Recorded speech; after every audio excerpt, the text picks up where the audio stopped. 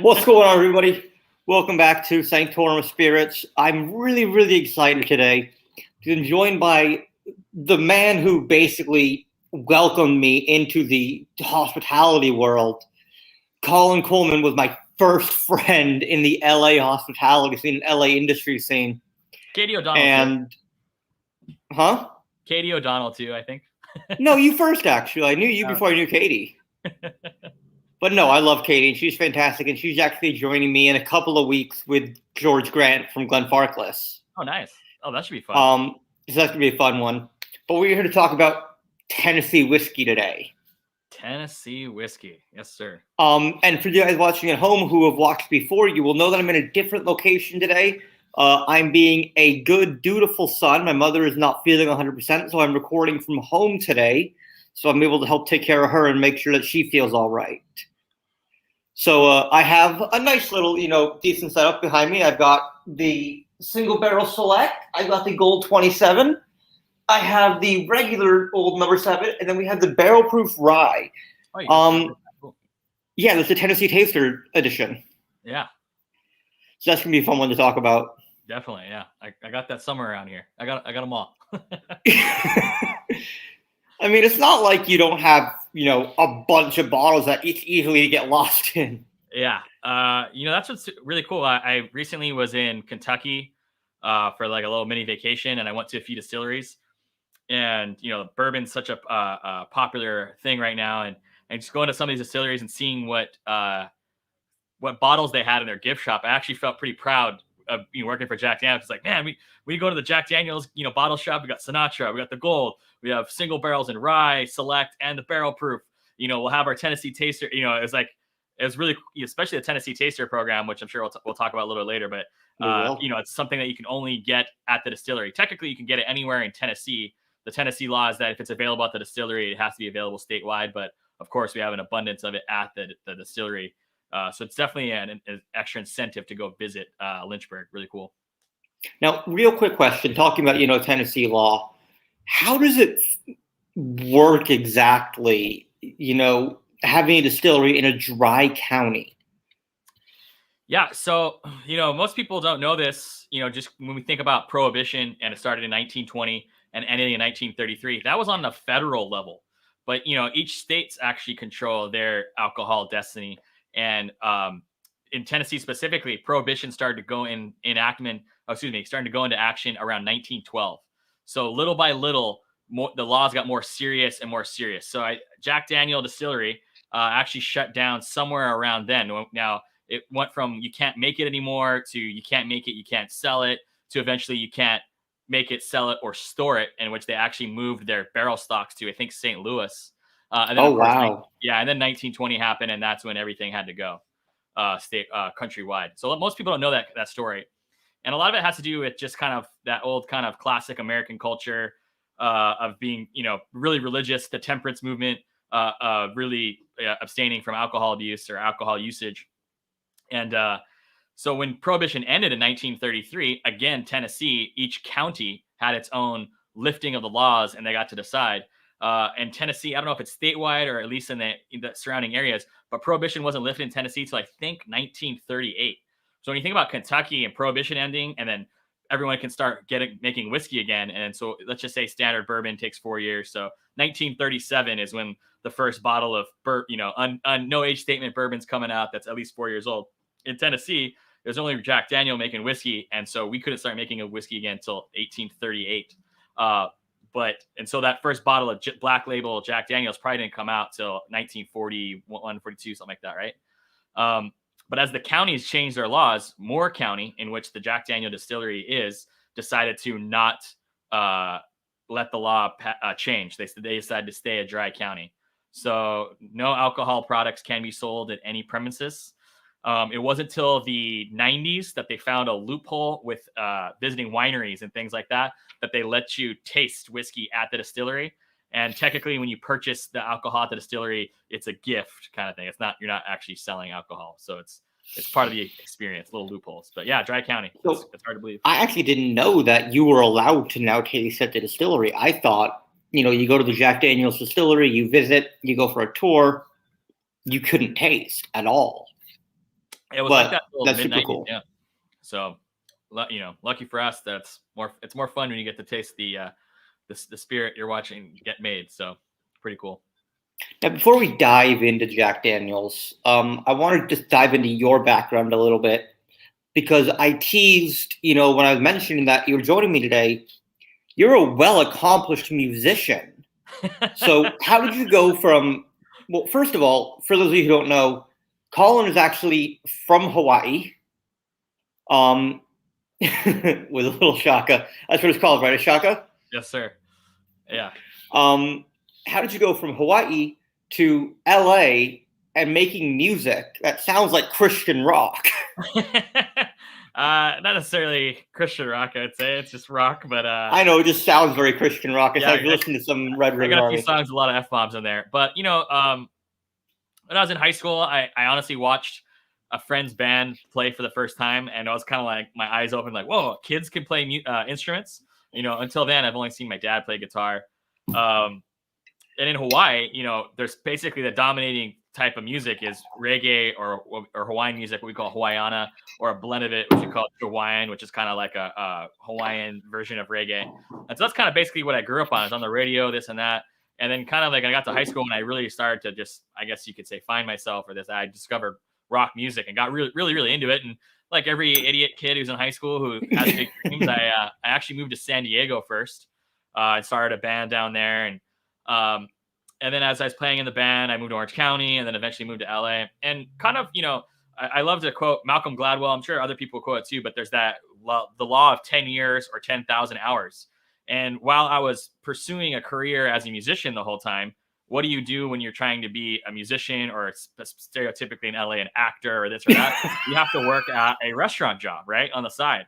And I'm the type of person who likes to take pride in everything I do. So as I'm working in restaurants, I took it very seriously and I always try to do my best. And I always wanted to learn about what was in this dish or how this wine was made or how to make this drink the best. And so by the time I got to maybe my late 20s, and my passion for music was just kind of subsiding as it just kind of, that endless struggle to playing empty show after empty show or doing this or that. I love playing music. I still do it, but just that to making the effort to be a successful musician, I put the success to be more important than the fun. But what I didn't realize is that by working in bars and restaurants my whole life, I became a professional at it. And I knew a lot about whiskey. I knew a lot about spirits. I knew a lot about how to run restaurants, just from really taking it passionately. So I was able to kind of take that professionalism that I developed and turn it into a new career. And here I am today. I'm mid-30s and I'm the Southern California brand ambassador for Jack Daniels and one of 6 in the country. So pretty cool. I'm very lucky. There's 6 of y'all. I thought there were like 3. There's a NorCal, a SoCal. We got a guy in Eric, Chicago. you. We got a girl Jake. named Jen Kaiser in Texas. And we have a man named Zach in Nashville. We used to have someone in New York, but they moved on to a different career. Elsa, yeah. Yeah. So just, every brand has their own kind of different style of how they want to have ambassadors or people who represent, really there's people who represent Jack across the world. It's actually really fun for me as I follow so many of the global ambassadors, whether it be from South America or the Middle East, Europe, Canada, London, Japan, things like that. We have, Jack Daniels distributed over 172 countries, and we have our presence there in some way, shape, or form. So really, really cool to interact with them over, I had never met these people, but we both had the same job of conveying the message of Jack Daniels, and it's cool that we kind of have that in common. I'm, of course, just the talking head guy who's basically sitting in this very spot, rambling on about whatever dumb top 5 list I want to do. Do you want to talk about your top 5 Fridays real quick? We don't have to, but well, you brought it up, so yeah, it was an idea. It was a joke I used to do with friends working in restaurants of just to make top 5 lists of stupid things. And then one day I was at a bar in Echo Park called Thunderbolt with bartender Ali Iwamoto and a guy named Bobby Downs, who's the GM of Archbishop Brewing Company. And I was just kind of joking with this story how I always had this idea just filming myself making these dumb top 5 lists. And then one day a tweet came out by some comedian, and Ali sent it to me. He's like, "Hey, here's the exact joke. Time to make it happen." And I was like, "All right, tomorrow I'm doing it." And I filmed me doing it. And it just kind of became like a little passion project, just something fun to do. a creative outlet. And you know, I don't know, kind of became interesting. It's more fun to make. My goal is to make a fun, entertaining video, I guess you could say, that kind of lightens the mood, especially with the things of the world right now. That's just something that's stupid that you don't have to think about. That's fun for everyone, kind of thing. So I like it. And, you know, it's kind of been, when you first started it, for me at least, it was kind of a break in the monotony of, you know, all right, it's the same thing week after week. It's all right, what's the top 5 Friday? Oh, yeah, Colin's doing top 5 Friday. Let's see what goofy thing he says and laughs about this time. Yeah, you know, and it's the people who watch it, it's really just all of our bar community friends who we're all, you know. Really, yeah. It's not like I'm putting together some, you know, I'm not like I'm trying to put out a TV show, trying to gain global following. I'm just like, hey, this is just like a dumb joke for all of us, and specifically the LA area or my friends across the country, kind of thing. So, you know, that's that. So before you worked with Jack Daniels, you worked at a fairly high-ish end whiskey bar out way west in the Playa del Rey area. Do you want to talk a little bit about that and what it was like running that program, and then we'll dive into the booze? Yeah. So, you know, like I was explaining my career path before, I was really good at bartending and the service part of it, the drink making part of it, how to work the restaurant, the bar, but I wasn't necessarily an expert, if you will, at spirits. You know, I kind of knew enough to get by, but I took a position as the bar manager of a spot called Playa Provisions, which has 2 restaurants in it. Really, one's a seafood style restaurant they'd call Dockside. And in the back, they had a kind of speakeasy style whiskey bar where we carried over 350 whiskeys. You know, obviously, this place to have way more, but that amount's actually a pretty decent amount for the size of bar it was, and you know, the general surrounding. And so if I'm running this bar and I'm selling whiskey, I definitely don't want to be the idiot who doesn't know anything. So this is about, I'd say, 5 years ago now. So I just took it upon myself to really buckle down and learn everything I could about whiskey in general. And living in LA, you know, big market, I had the opportunity to go to every seminar from every single brand I could, kind of thing. And so really blessed to just kind of over those times learn about whiskey and just, you know, basically have fun with it. We'd host monthly tasting dinners where the chefs got to showcase new ideas. Those were fun. Yeah, we called it Flights and Bites, pair it with a different whiskey brand. You know, trying to perfect simple classics like the Old Fashioned Manhattan. And while a lot of the bartenders there also got really into craft cocktails and trying to develop new crazy ideas. But I just kind of like more talking about whiskey and really guiding people through it. And honestly, what I know now, I would love to almost kind of work there again, because I did a pretty good job then, but now I'd just be like the whiskey guru, kind of like, oh, try this, try that. I don't have too much to tell people, really. I know that feeling so well. When I worked at Double Barrel, it was like, oh, well, if you like this, you should try this because of these reasons, and this is the grain recipe, and this is, you know, the fermentation. That are like, okay, but does it taste good? Yeah. Well, that tastes good. You know, I think it's also just kind of giving people a little romance to kind of emotionally pair their experience. And I always felt that one thing I excelled at was really making it simple for people to understand. I felt when I was learning spirits back in the day, you'd go to these seminars and people would just start talking about, oh, distillation, this and that. And you'd kind of like nod along like, yeah, okay. But you really like in the back of your mind, it's like, wait, I actually don't really understand how distillation works or what the hell it is. You kind of just nod along. And you know, honestly, it wasn't maybe for maybe 6 months or so that you really kind of heard enough times that you started to figure out. And I took all my experiences and learning and I apply that to when I teach people, that like just to really make it super simplistic on what is fermentation, what is distillation, and make people really understand what it is. So that's always a fun thing for me to kind of like open people's eyes. Like, oh wow, that's what's going on. It's not some magical process. It's literally just boiling up. Kind of. Yeah. So anyway. Speaking of, you know, maturation and boiling up booze, I've been kind of sipping a little bit on the old number 7. So I figure, you know, we might as well start getting into the actual booze. Because, I mean, we can chop it up all we want, and we need to get together again now that we're both, I assume you're fully vaccinated. Yeah. Now that we're both fully vaccinated, we really need to get together again and chop it up. It's been, you know, over a year. Yeah. Even before COVID, we hadn't hung out for a while. Yeah. It's definitely interesting that you still have to, most of my friends are bartenders. So it's always a struggle sometimes to find friends to go out with, because I don't want to be the guy sitting at a table at a restaurant by myself. Like, Yeah, I don't want to do that either. That's why it's like, if I don't have someone meeting me, I'm at home. Yeah, there you go. Yeah. Yeah, definitely So have to get together. yeah, absolutely. So talk to us about Jack Daniels, the brand, the history, because it's one of the, I mean, it's arguably the biggest selling whiskey in the world, at the very least, biggest selling American whiskey, I would say, in the world. Yeah, biggest selling American whiskey. It's always up there with Johnny Walker as general whiskey, whiskey style spirit produced by grain, matured in oak. It's what I really love about Jack Daniels, especially in our whiskey world, spirits world.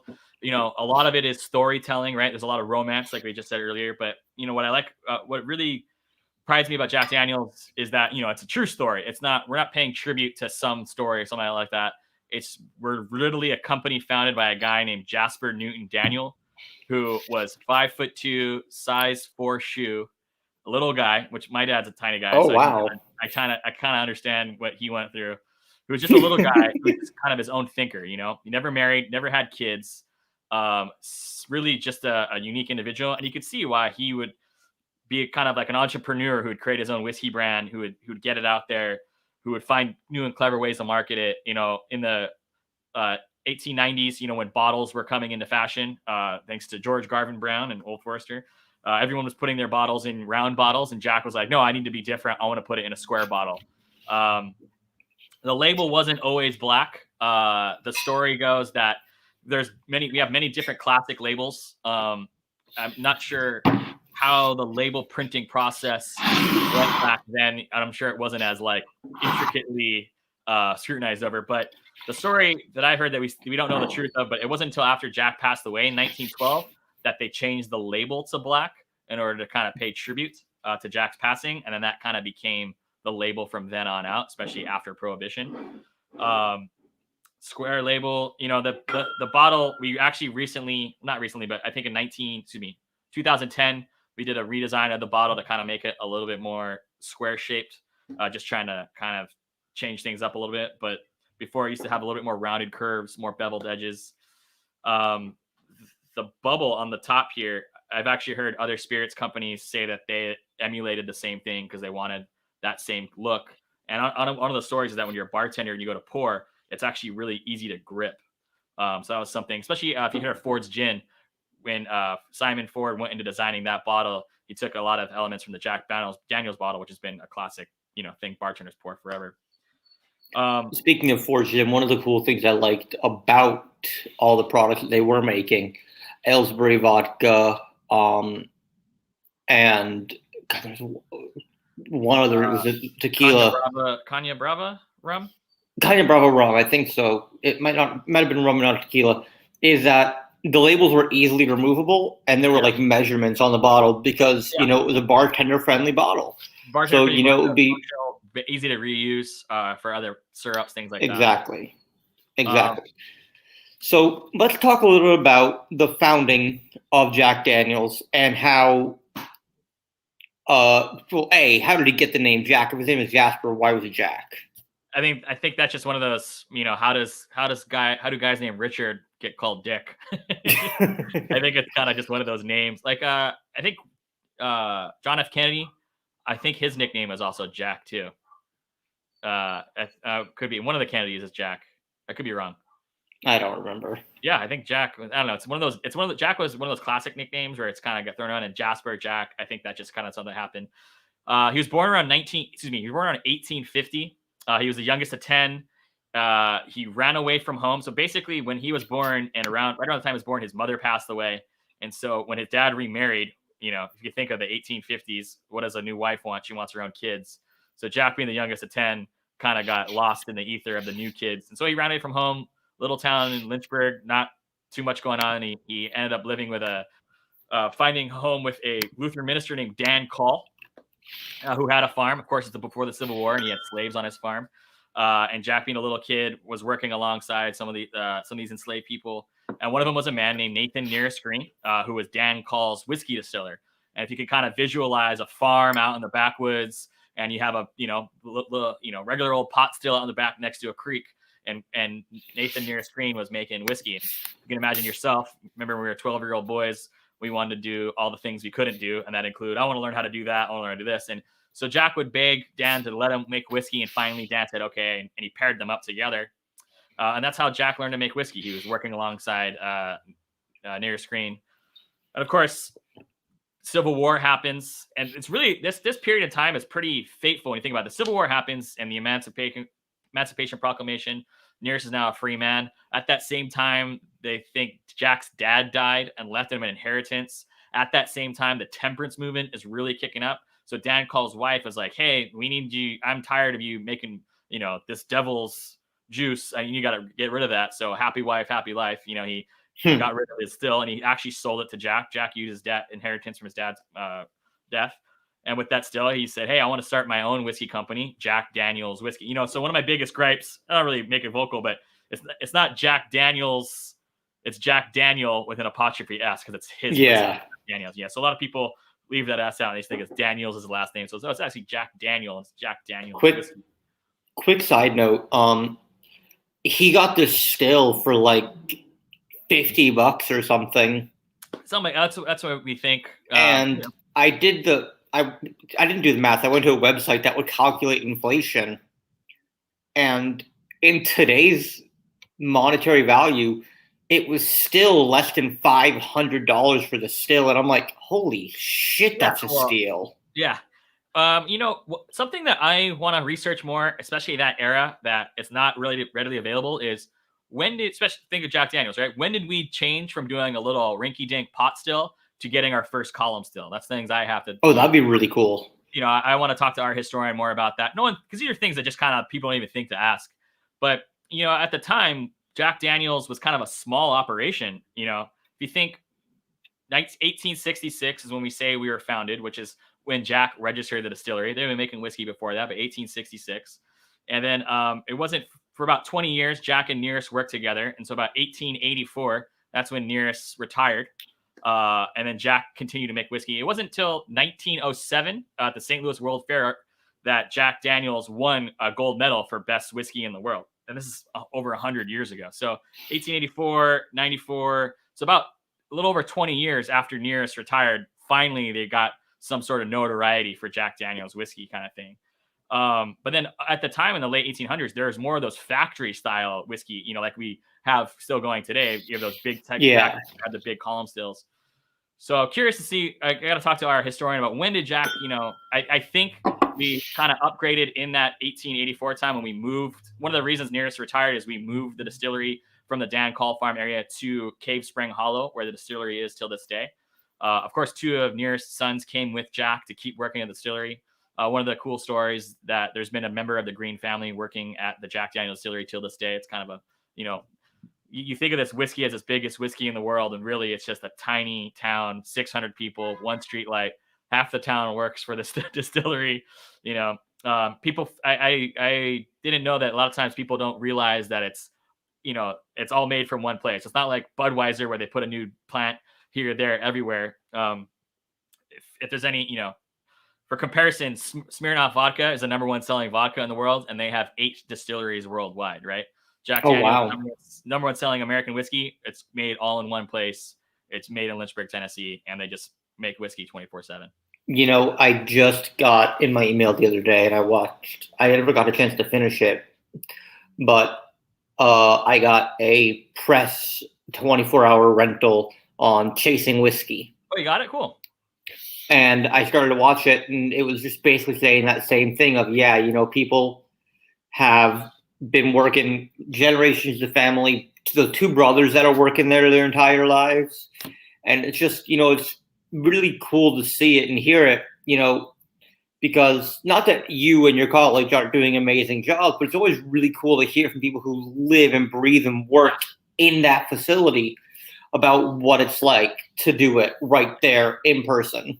Yeah, exactly. I mean, yeah, it's one of the dorkiest things that I'll say this because I feel this is a safe space, but one of the dorkiest things I say to myself is, I don't know if you've ever seen Thor 3, Thor Ragnarok, when Asgard is getting attacked one of the messages, Asgard's not a place, it's a people. And I'm like, yeah, man, Lynchburg is a people. I mean, it's a place too, it's such a special place, but it's really the people there kind of thing, That's my dorky, all of my beloved things is Lynchburg is whiskey Wakanda, and Lynchburg's not a place, it's a people.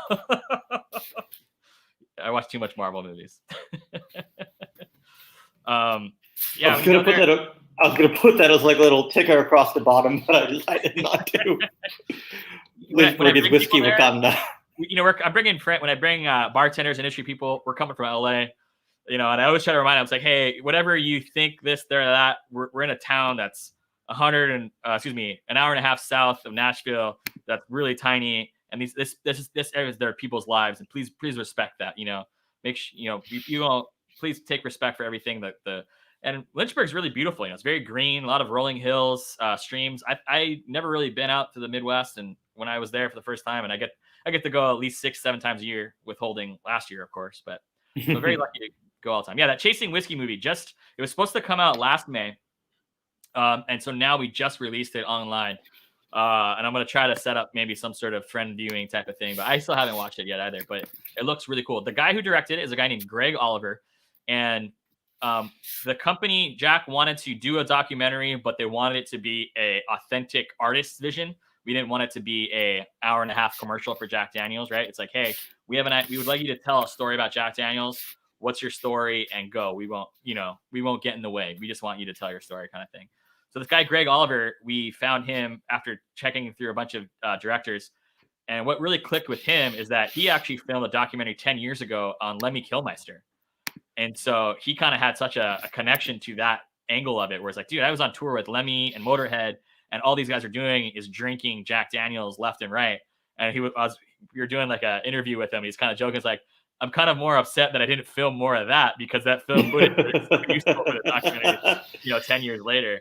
That was really cool. Yeah. So one of the coolest parts that I did see was about the bands that are like, we're on stage and we run backstage and we all do a shot of Jack Daniels and we run back out. Yeah.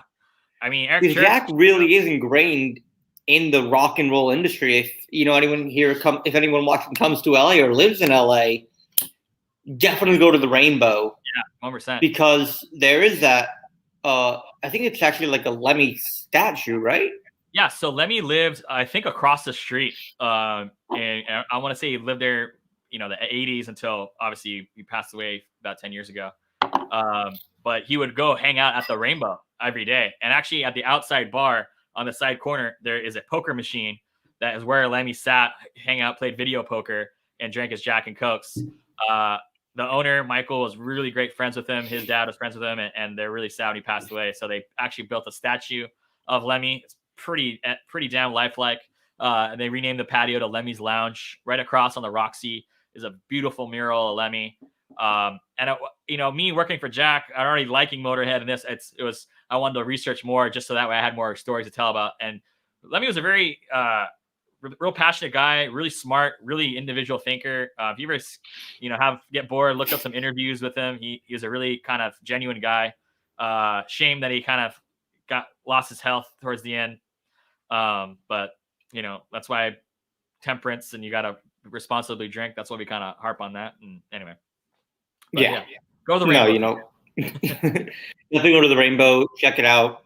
Even if you aren't a Lemmy fan or a Motorhead fan or a Jack fan, it's still an iconic bar in LA. And if you want to do, the touristy thing and you want to hit the Sunset Strip for the famous bars, Rainbow is definitely one of the places to go. Yeah, definitely classic Hollywood. I'd say that. Definitely. Absolutely. So diving back into the number 7, and one of the beautiful things is that I know this is going to happen because of the type of person that you are, the type of person that I am. We're going to keep diverging and going in random offshoots. Yeah, sorry. Don't apologize. I love it. No, I welcome that. It makes it much easier for me, where it's like I don't have to pull answers out of you. It's right. I can't get Colin to stop talking. That can happen too. No comment. So let's talk about what makes Jack Jack. And I want to put myself a little more old number 7 that I already finished. And, I always forget how good the number 7 is. It's got that There's something about Jack, and it's this like unique kind of banana toffee sweetness, or not banana toffee, banana taffy sweetness that I always get with Jack. I don't know what it comes from. Hope maybe you can answer. Yeah, so Jack, our mash bill, 80% corn, 12% malted barley, 8% rye. So it's a more corn heavy. Usually, a lot of whiskeys kind of float in the high 70s. And then, of course, there's whiskeys that maybe go into the low 80s, but just 80, 12, and 8. That's the mash bill that we've been using since as far as back as we know. So, that's just the numbers they settled on. But also it's the yeast strain that we use, which we can prove back to at least Prohibition. Before that, who knows? We think it's the same yeast strain. But that particular yeast strain definitely gives the whiskey a banana bread undertone. And that's why it's that kind of classic smell. A lot of, I really am fascinated with the aromas that whiskey give off. When you have whiskey, bourbon style whiskey, right? Corn, rye, barley, and then American oak. Those are all similar ingredients. So what are the other flavors coming from?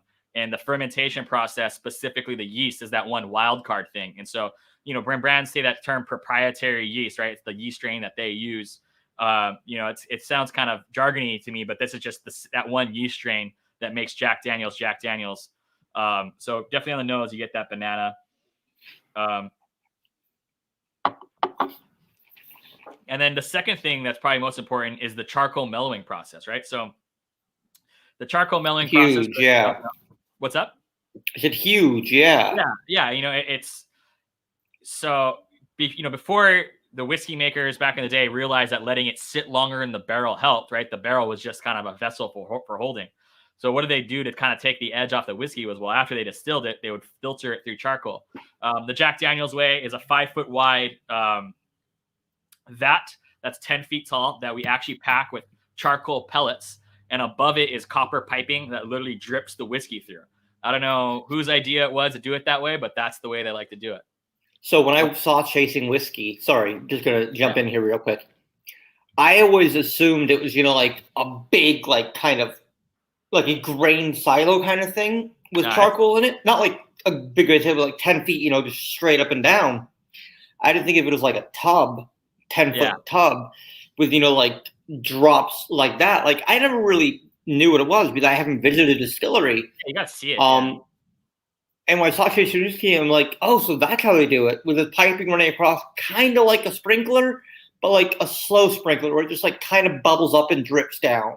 Yeah, they put the holes on the top so it actually comes out of the pipe and then kind of rolls down the side. I think that has something to do with the copper and making it not, I don't know, something a little scientific there, but it's really it's pretty simple. It's just such a unique thing. I visited the Nelson Greenbrier distillery, their new craft distillery starting up in Nashville. And their chart, they're wanting to be a Tennessee whiskey. To be a Tennessee whiskey, you have to follow all the rules of bourbon. And then, of course, be made in Tennessee, make it Tennessee. But then has to be filtered through charcoal in some way, shape, or form before going into the barrel. So I got to visit the Nelson Greenbrier distillery, just and it's cool to see how they did it. And they literally had a whiskey barrel that they just filled with charcoal chunks that were about the size of a rock. And then they would just put that over over a vat, and they would just kind of pour the whiskey through it real quick, kind of think almost like filling up your Brita water filter. I know Dickel, their process is that they have a vat and they fill it up, like flood it, and then let it all drain out. And then Jack Daniel's, of course, we have that copper piping that drip drops through. Who knows how everyone got? I mean, everyone wants to have their own, their idea. There's more than one way to skin a cat, or more than one way to make a cheeseburger type of thing. That's how Jack Daniel's does it. But that charcoal mellowing, what it really does is it kind of takes away a little bit of the grain flavor, and what gets left over is more of the fruit-forward distillate. So you have kind of a more lighter, fruitier type of distillate that then gets the aging. And of course, with aging, you get vanilla, oak, tannins from the barrel.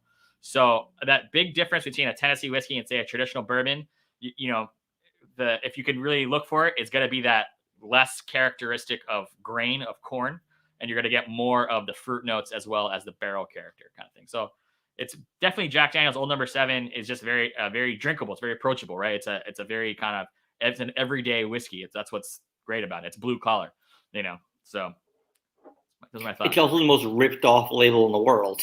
That's also very true. Yeah. I joke about this all the time. That this label is the most ripped off label in the world. I've seen dog toys that are Jack bottles that say Spuds McKenzie. There's a restaurant over on Beverly called Petty Cash for Tom Petty and Johnny Cash, who both love Jack Daniels. And their logo outside is hours of operation, 7 to whatever, but it's a Jack Daniels logo. There's a new Tennessee Jackson Long Beach. Tennessee Jackson Long Beach is a new bar that they wanted to be full country, and they wanted to kind of emulate that Nashville Broadway honky tonk experience. So, they went full blown Jack on that. And a funny kind of joke that happens to me is sometimes I'll be doing events and I'll have parents who want extra small T-shirts because they want their kids to wear it. I'm like, oh, please don't have your kid wearing a whiskey, but because it's rebellion, right? It's cool. It's basically, it's the black flag, raise the flag kind of thing. So that's what it really means to me, at least. Whatever happened with that dog toy thing? Didn't Brown-Forman just recently lose a lawsuit over that? Probably. Sometimes we try to I remember one time, I don't know whatever happened to it, but when Conor McGregor's whiskey Proper 12 came out, he had a Proper 12 Christmas sweater, but it was the Jack Daniels logo with the number 12 in it. And I was like, I sent it to the legal team. Like, hey, I don't know about this. This looks kind of similar. I don't know if anything happened, but stuff like that. Probably something happened where it's like, hey, your legal team called his legal team, and they're like, oh yeah, you're right. Yeah, it kind of happens all the time. I hear all the time. If for more novice bartenders, I'll be talking to them, and if I'm trying to teach about Jack Daniels, they'll often bring up Evan Williams because Evan Williams is in a square bottle with a black label. And I don't have proof of this. We don't have proof of this, but hey, in the 1950s, who's loving Jack Daniels? Frank Sinatra, and he's making it as popular as ever. And Heaven Hill decides to create a new whiskey called Evan Williams in a square bottle with a black label. And so I'll go to bars, and a lot of times they'll say, "Oh, we don't have Jack. We have Evan Williams. It's the same thing." And it's kind of like, yeah, it isn't. It isn't. It's kind of like, so it's like, well, that then literally happened to me. You should have just Evan Williams. Take all those whisky. They're all the same then, right? They're all spirits aged in oak. So who cares? Anyway, so that literally happened to me. I was at a bar here in the Valley, and I overheard somebody order Jack, and the bartender's like, "Oh no, we don't have Jack. We have Evan Williams. It's the same thing, or it's just as good." Like one of those things. Like, it's. Do you tell people? And I'm like, I held my tongue, but it was funny because a friend of ours who used to work for Young's Market commented on that post and was like, "Oh, it looks like I have to go do a staff training." Yeah. So how old, roughly, is it? Because obviously it's a non-age stated whiskey. How old is it? Do we know like a rough age? It's always between 4 and 6. It's always it's always at least 4, right? That's the rule. For no age statement, it has to be at least 4 years old. Always. If it's less than 4 years, it has to say it in some way, shape, or form. And really, what I like to, it's more about the color. I implore you, if you ever go to the grocery store, take a bottle of Jack Daniels and compare it to any other non-age statement whiskey. And it's always going to be one of the darkest. And the fact that it's just a 4 to 6 year old whiskey and it has this color to it shows you that it's got that proper maturity, that proper aging. And what they do is you go into a rick house, and the barrels that are up on the top are going to get the most maturation, right? That most heat that swells up the barrel so the whiskey gets in there. And then the barrels on the bottom are going to get the least amount of that. And a lot of times what they do is they take a few barrels from the top and a few barrels from the bottom and a few barrels from the middle, and they kind of mingle those together. About 150 to 200 barrels go into each batch of Jack Daniels, depending, they take these whiskeys, they dump them into separate vats, they taste them, they blend them together, they make sure it's perfect.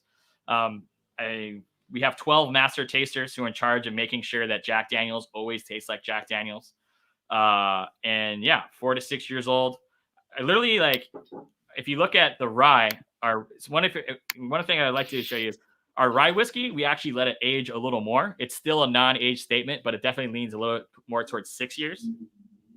And take our classic Jack Daniels rye when you're at the grocery store and hold that color up to any single rye whiskey, and I guarantee you it's the darkest, if not close to the darkest. Especially ryes that like are 10 years old and are like, why is this 10-year-old whiskey lighter than this 4 to 6 year old rye whiskey? And that's just kind of part of the mingling and how we do things at Jack. Now, here's an annoying question. How often have you had people come up to you with the regular number 7 or even the gold 27 and be like, oh, it's a 7-year-old, or oh, it's a 27-year-old, because they see that number and they think it's the age statement? Yeah, you know, that doesn't really, actually, that's never really happened to me. I have seen it for other whiskeys, though. There was a bar in Atwater called Bigfoot Lodge that would have Dickel 8-year. I'm like, it's not 8 years old, it's number 8. Like, no one calls it Jack Daniel's 7-year. But I mean, I guess sometimes people do, but it doesn't really happen to me that often. Have you seen people happen to you? I haven't seen it personally. So where do you want to move to, by the way? Do you want to go to the 27 and come back to the single barrel and then the rye? Where do you want to go? Yeah, let's do You're in charge. Let's do the 27 next. This is such a good one. And I'm so glad it's no longer distillery only. So this was duty-free and distillery only. We recently launched it, I want to say California and New York. However, this whiskey is hand-bottled. So during the pandemic, we haven't been able to bottle them because we wanted to be safe and not put people in a bottling house. So as far as I know, we're out of gold 27 until things loosen up a bit and we start to bottle it again. Oh, wow. So with Jack Daniel's number, it's technically called number 27 gold, but gold 27 to me rolls off the tongue a lot better. That's where I learned it from you. Yeah, don't tell our marketing people. That's like our slang term, that's what we call it. But the idea was how do we create something that's an approachable expression of Jack Daniel's, but that we can do something special to it to make it a more premium expression. So we have a whiskey we call Gentleman Jack. We talked about the charcoal mellowing. Gentleman Jack is Jack Daniel's old number 7 that will pull from the barrel and we'll actually filter it through charcoal one more time. So it's an even more delicate, lighter whiskey. I truly believe Gentleman Jack is like the easiest sipping, most approachable whiskey out there. It's definitely a great whiskey for people who want to try whiskey but are hesitant to get into the bigger, bolder flavors where Gentleman Jack's really delicate. So it's that same style of Gentleman Jack. But what we do is then we take that Gentleman Jack and we age it for a year in a maple wood barrel. Now, maple wood is completely not the best wood to make barrels out of. It's not valuable. But it's an experiment that we wanted to try out. So we actually take the maple wood, we make these maple wood barrels, and then we actually have to coat it in like almost like a wax to help keep it from leaking. Paraffin? And then we pack that up and we let it age for 9 months. So after it comes out 9 months, you have that really delicate flavor of Gentleman Jack. And of course, that extra year of aging the maple wood. So it's that delicate flavor with a little extra sweetness from the maple wood. So, all right, one more stupid question. Well, not more, but another stupid question. The maple wood that you're using for the 27, is that the same as the sugar maple that you're using to make the sugar maple charcoal for filtration? Yeah, sugar maple is just like, sometimes I wish we wouldn't say sugar maple because it makes people think of like some special unique wood. It's just like, it's literally maple wood. It's locally sourced. It's a tree that grows in abundance in the Tennessee area, and that's where the sugar maple wood charcoal mellowing came from. And it's that wood that they then would source to make maple wood barrels. So it's not like they're going up to, as far as I know, it's not like we're going up to Canada and can we get we're going to Vermont to get some maple syrup and get some maple trees. I could be wrong. So it is the same wood. Same wood. Yeah. On the nose, it's definitely, I always definitely get a much more kind of caramel, vanilla, maple type flavor. 100%. Much more robust than the regular number 7. Yeah, more brown sugary than the number 7. The number 7 is good. It's solid. It's, classic. It's, like I said, it's good. It's powerful. It's flavor, but it's also much lighter. It's much more delicate. It's much sweeter. This is much more robust. Yeah. A little more powerful. Yeah, definitely coats here. It's got a much more coat feel on the mouth to me. But it's still pretty easy drinking, right? It's that style. It's not. We're gonna taste some barrel proof later, and if you have someone who's getting into whiskeys who's not really into it, but they want something premium, I'm not gonna get them 130 proof barrel proof. That's gonna be like, oh my god, fire, which guys like you and I love, but they'd be like, oh, but this is like kind of something that you guilty as charged. Get people to try something special and unique that's still approachable. I joke and I call this a dessert whiskey because of the lower proof. It's only bottled at 80 proof. I don't feel really. It's lower proof. I don't feel so dangerous drinking it late at night. And it goes I had really no well. idea. Yeah, it goes really well with desserts. I always like to, I either, if I'm doing a dinner, it's always first because it's a lighter proof, or I do it at the very, very end with dessert as almost kind of like here's a panna cotta and Gold 27, or here's some sort of creme brulee, those type of flavors, and the Gold 27 just really pair well to me. I had no idea that Gold 27 and number 7 were the same proof. Yeah. Just the only difference is Gold 27, again, the double charcoal mellowing, aged a little bit longer, and then, of course, aged for that additional year in our maple wood barrels. So you're taking the Gentleman Jack, and it's the same recipe, I'm assuming, as the number 7? Yeah, 80% corn, 12% malted barley, 8% rye. That we have one mash. Well, we technically have two if you have a rye mash bill, but it's just those two mash bills, right? So we make Jack Daniels, and then we make our Jack Daniels rye. And that Jack Daniels mash bill, that we make that, and we throw it in the barrels, and that's kind of all we do. And from that barrel, we can pull it out and charcoal mellow it again and make Gentleman Jack. We can let it sit a little bit longer and pull it from one barrel high up in our rick house, and that's how we have our single barrel select. And we can also take a barrel from the high up in our rick house and not cut it with our cave spring water and leave it at barrel proof. That's how we have all our different flavors. Our Sinatra Select, which we're not tasting today, but that's another same thing. Old classic. Yeah, I couldn't afford to go and buy a Sinatra Select. What's up? I said I couldn't afford to go get a Sinatra Select. Well, it's another hand bottled one that's kind of hard to find right now. But that was another one, right? So we're making Jack Daniels. That's just what we do. And then instead of putting it into a traditional barrel, we have these special barrels. We call them Sinatra Barrels, where we have a machine that goes in and grooves in the barrel. So if you look inside of it, it almost looks like a zebra. You have charred oak, toasted oak, and raw oak. And so we fill those barrels up. And so it kind of almost overwoods the barrel. And we split that 50-50 with some hand select single barrels and that Sinatra. And so we have a very consistent, about 20 barrels-ish Sinatra Select that's got a real rich vanilla creamy flavor, bottled at 90 proof because Jack used to be about 90 proof, and that's how Frank Sinatra used to drink it. So yeah, it's all just Jack Daniels whiskey, and we find ways to do all these different things with it to kind of have unique variations of the core, which is Old Number 7. That's why I called today's episode just like Old Blue Eyes used to drink. Old Blue, yeah. I mean, a lot of the whiskey brands around right now didn't exist, 50 years ago. A lot of them didn't even exist 20 years ago. Like Buffalo Trace is probably one of the most popular whiskeys in the country right now.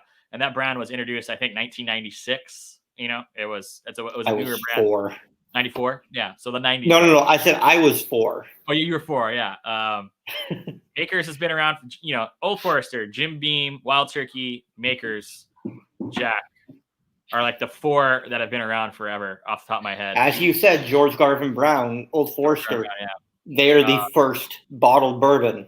First bottled bourbon, yeah. And it's crazy to think that Old Forester, which then became Brown Forman, owns Jack Daniels. And Jack Daniels is way more, much as bigger, more popular whiskey than Old Forester, even though Old Forester at the time when they bought it was kind of a bigger brand and kind of things changed. And I think that just leans into the culture that went around Jack Daniels with guys like Keith Richards and Lemmy Kilmister, Frank Sinatra, Tom Petty, making Jack that kind of fly the black flag of this is rock star, this is rebellion, and this is doing things your own way. And I always try to lean into that when, especially now we're going through the bourbon boom and we have a lot of whiskey heads who are really into all these bourbons and then kind of, maybe pass a little judgment on the most popular whiskey, right? That's kind of what normal, right? I always joke that we're the New England Patriots when they had Tom Brady. It's you either a Patriots fan and we keep winning Super Bowls, or you hated them because they kept winning Super Bowls, kind of thing. It's just kind of like Jack Daniels. That's right. It's the popular whiskey that's everywhere. So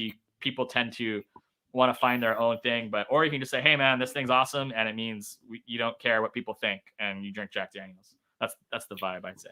Anyway. So 2 questions on the Gold 27 and also going back to the Gentleman Jack. So Gentleman Jack, is double mellowed, so it's matured and then mellowed, or it's metal. So it's matured, it's mellowed as White Dog, matured and then mellowed again.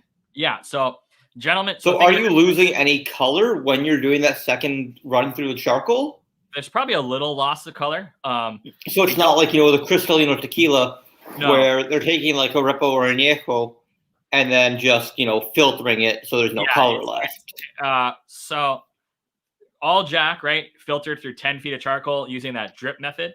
The Gentleman Jack, they actually filter it through it's kind of a press, and it's only through like 3 feet of charcoal. It's literally just delicate enough to take a little bit of that edge off, but not like a Cristalino tequila where they probably pump it through several times to make it clear. That's not the effect they're going for. They're going for a light flavor, where Cristalino tequilas, the thought process behind that was that kind of the more generic drinking culture is to shy away from brown spirits. They think brown spirits means added sugar or added chemicals or whatever. And by selling people also think that brown spirits, I can't drink brown spirits, they get me drunk. It's like, yeah. So no, that's not a thing. One of the jokes I get with Jack Daniels, especially Jack Daniels, people are like, oh, I don't like Jack. They add too much sugar, this or that. And it's like, we don't add any sugar to Jack Daniels. And believe it or not, all whiskeys, no, there's no American whiskeys adding sugar to it.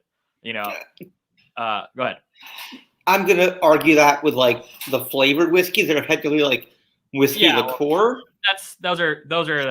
That's not the same thing. That's a Jack Honey, of course, there's a little bit of sugar in it. Jack Fire, those are. Yeah, but I'm just playing devil's advocate. Yeah. Sorry. Okay, and technically those say they're their own thing made with Jack Daniel's whiskey. It's not Jack Daniel's. Yes, whiskey. Those are like a whiskey liqueur or like a flavored, whiskey spirit. Yeah, actually, this is an older bottle. I don't know if you can really see it, but we recently got solo your layout again. 1 second. We recently got into some hot water with the TTB. I don't think it's close enough to see it, but on this one it says double barreled Tennessee whiskey, extra matured maple barrels, and we had to change the label to say Tennessee whiskey, finished in Maplewood barrels. It was something about the wording to make sure. I have that same wording here then, which means since I'm closer, does it say Maplewood? I can show that. Jack Daniels, number 27, gold, double barrel, Tennessee whiskey, extra matured in maple barrels, every drop double mellowed in Lynchburg, Tennessee. Yeah, so the TTB actually had us change that label a bit to highlight more of that finished in Maplewood barrel, because it's kind of like Angel's Envy, where it's in that gray area. Is it still technically a bourbon, even though that they take it out of the barrel and then put it into a port barrel and then sell it? Legally speaking, it used to be considered a DSS.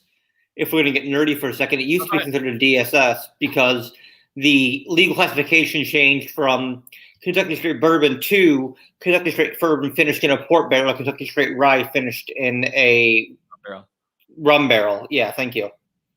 And I was just talking to one of my old guests from when I worked at the Double Barrel in Beverly Hills. He and I kept in touch.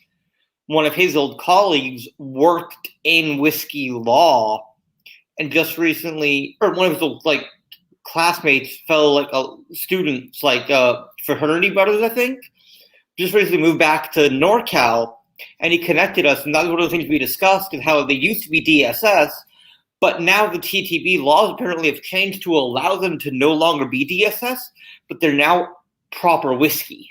Okay. So that was a quick little nerdy whiskey fact. And there you have it, just the facts, folks. All right, let's move on to our single barrel. I was still enjoying some 27. God, and I thought I was impatient. Jeez, Colin. Jack Daniel's single barrel select. Obviously, if you didn't catch that one, comes from one barrel. Hang on. I'm still opening this. It's a brand new bottle.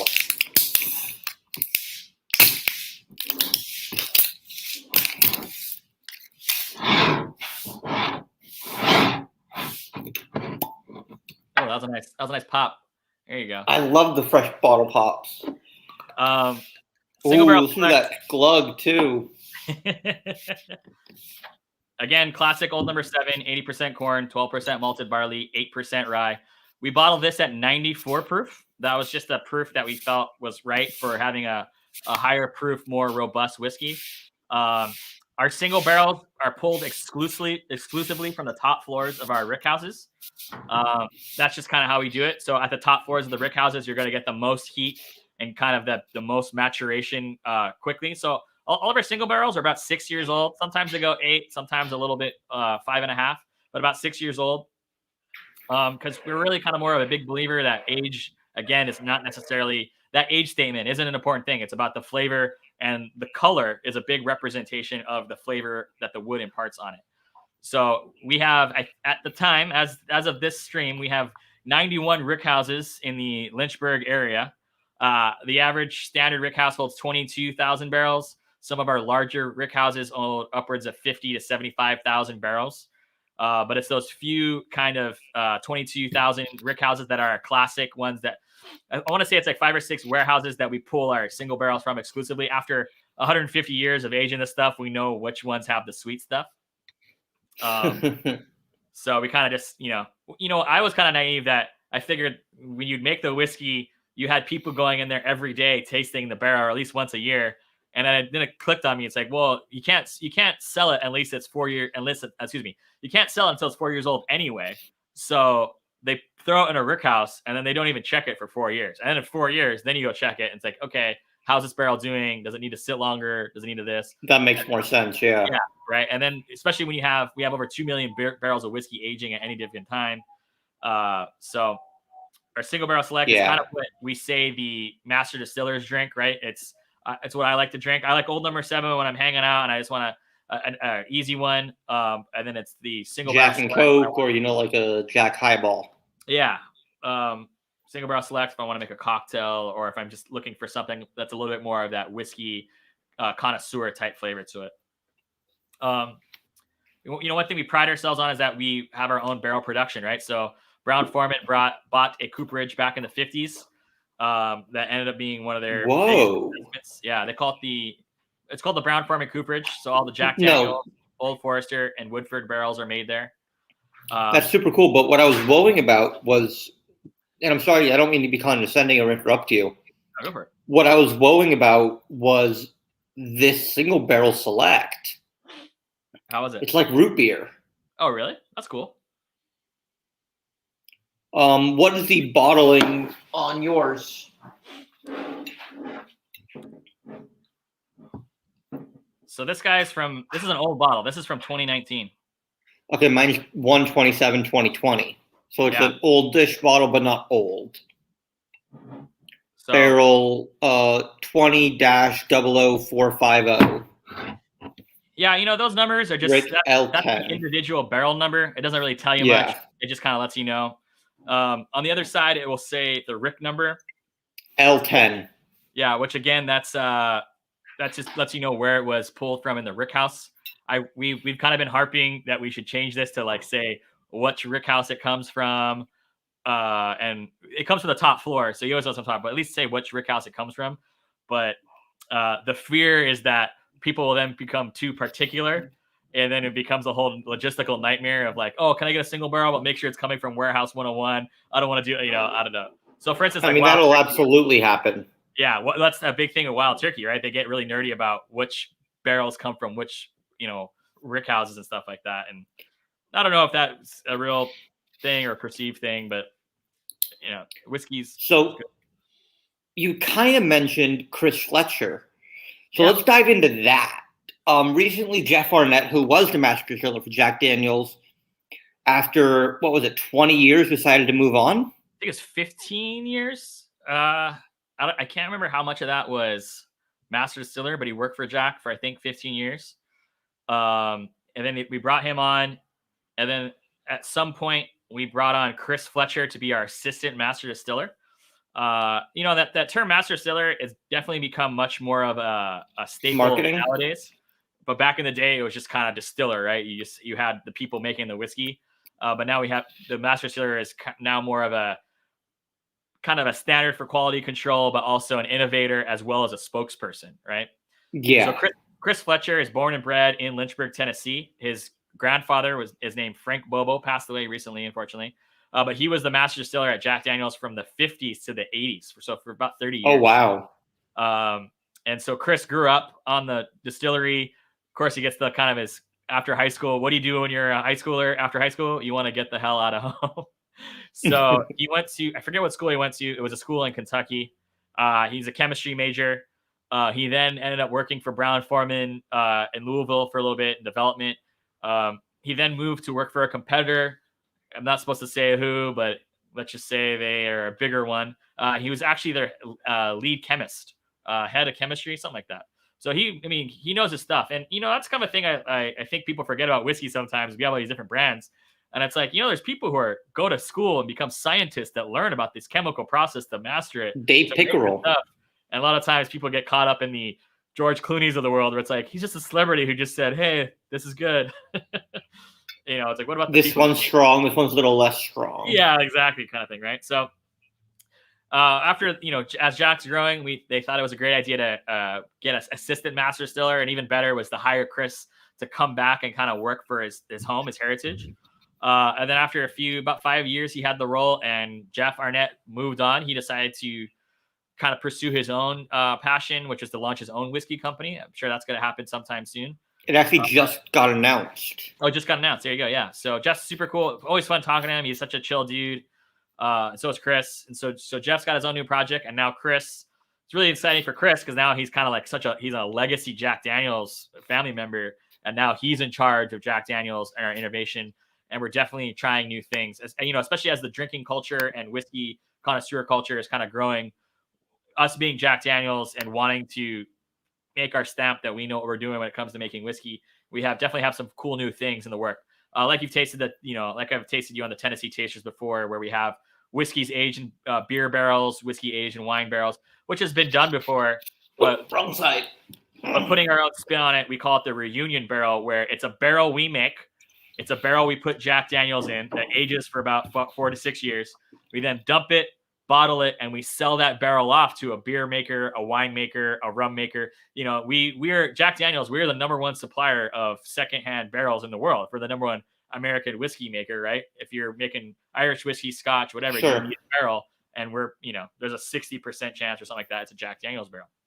By the way, just coming back real quick, Tennessee's newest distillery, Company Distilling Company, was just announced today. Yeah. What do you think about that name? Don't love it. Yeah, we'll see. I'm not sure what it's Company Distilling is what it's called. Don't love the name, but I'm sure whatever Jeff makes will be really good. Yeah, well, that's the thing. It's definitely have a story you can follow a lot better. It's like, oh, this is the ex-master distiller Jack Daniels. Let's see what he is making now, kind of thing, right? Exactly. Should be and then cool. Recently, it was announced that Jack hired, or not really hired, but I'm assuming this person already worked for Jack before being promoted to assistant master distiller. They have the first female assistant master distiller in Tennessee whiskey, or at least in a long time, right? Or is it? Yeah. Or no, sorry. It was the first ever in Jack Daniel's, or Jack Daniel's, like that, right? Yeah, Jack Daniel. So Lexi, who's who we're talking about, she's worked for Jack for I think 8 to 10 years, and just has kind of worked up through the company. And like Chris is now the master distiller, we wanted somebody to kind of also help in that role of ideation, setting standards, and also being a spokesperson. And it's really, really important for us to get someone who's a woman in there to show that we are, that we are all inclusive, that we don't set any boundaries or anything like that. We from bikers to bankers, from anywhere across the world, we're all Jack Daniels. Jack's not a place; it's the people. Jack Daniels, the whiskey Wakanda. The whiskey Wakanda, thank you. Yeah, Lexi's great. I'm looking forward to meet her. Hopefully, I get to meet her next time I go out to Lynchburg. But I've had the pleasure of sitting in with her on meetings and seminars and things like that. She's super knowledgeable, and she's definitely helping Chris out with they got some cool ideas in the work that are really, really exciting. And a part of that program, I don't know if you saw this. We have a program we just launched called the the Nearest and Jack program. We actually the Nearest and Jack, or the Nearest Green and Jack Daniels Advancement Initiative. That's it. Yeah, and that was one of those things where it's, we I was going to bring that up. Thank you. Yeah, we launched it maybe a little bit ahead of schedule after all the Black Lives Matter, George Floyd protesting, and that, just to kind of let people know that, hey, this is in our thoughts and this is something we were thinking of doing. So we announced that, and it's really cool that if you know about the Nearest Green story, you had a slave who became a free man, who was making whiskey, taught Jack how to make whiskey, who was making whiskey alongside of him. And if you think about that story and think about how many other Black Americans who are making whiskey in the 1800s or even 1700s who you don't even know about, kind of thing, right? This could have been, absolutely, this probably was happening all over the country. We just happen to know this story because of Jack Daniels and the notoriety of it. So I really hope it inspires a new, group of people to be like, hey, this is our, this is something that's our history too. And so one of the first recipients of the grant and the initiative is a woman whom I have a huge amount of respect for, Tracy Franklin. Yeah, Tracy Franklin. Who used to be the East Coast of the national brand ambassador for Glenfiddich. Yeah. And, I've seen her posts, and she's been sharing the knowledge that she's learning, and it's super cool. And I love it. There's been a lot of opportunities, more so now for scholarship and grants than before, for people of color, for Black people, for, women. For women and Indigenous people. And I think it's fantastic, and I'm really happy to see it. Yeah, it's definitely super cool. Really exciting. So really looking forward to that and growth, right? So progress. Absolutely. Progress, growth. It's massively important. So I just took my first sip of single barrel, and the heat on it is so much noticeable from the other two. You're kidding me. This is so mellow. Oh, really? Maybe I got to take another sip. It's delicious, though. My single barrel. Definitely get a lot of caramel and wood on the nose.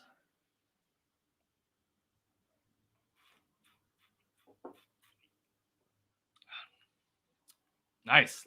Pretty tannic, with kind of a nice brown sugar finish. I get a lot of those tannicness, a lot of that wood tannin. Yeah. I don't get so much brown sugar. But then again, this is the beauty of single barrels. Yeah. So, tell me what you taste on yours. So, single barrel, it's going to be both these whiskeys, same distillate.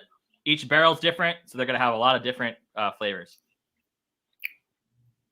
This is a little more minty, a little more that, sarsaparilla root beer, like I was talking about. I get a little bit of the heat, but it's almost as mellow as the number 7. Yeah. Well, I mean, the heat's kind of, I'll just ask in comparison from drinking the Gold 27 to the single barrel. I still have both of my pours right here. So, do all 3 pours. These 2 right here are the regular 7, the Gold 27, and this is the single barrel. So let's just do a quick vertical. Let me clean my palate. Have a nice mason jar full of water right here. I killed my water. It's all right. Yeah, well, you only have 1 glass. I had, a 24-ounce container and then a 27-ounce mason jar, because I knew I've been doing this for a while, Colin. 2 hours straight, and you got to have water. Yeah, smart. I'm surprised that I thought 2 hours was going to be long, and I'm looking at the time like, man, time's really flying when you're having fun. So the number 7 regular, definitely comparing it to the single barrel, it's a lot actually more marshmallowy, kind of creamy, but definitely a lower intensity of heat and flavor. Oh yeah, 1%. Yeah.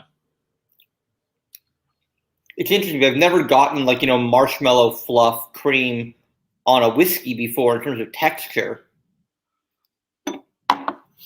Yeah. And let's compare the Gold 27 to the single barrel now.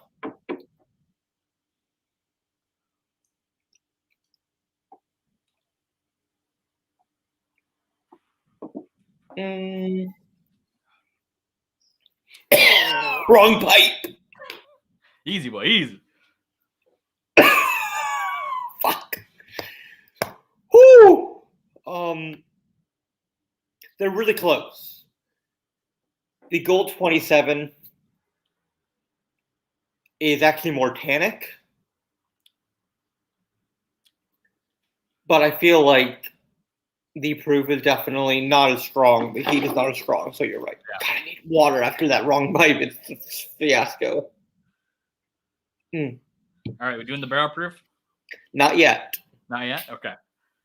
And it's not barrel proof. I didn't get the barrel proof. I just got the regular. Oh, no, we do have the barrel proof. The barrel proof rye. Yeah.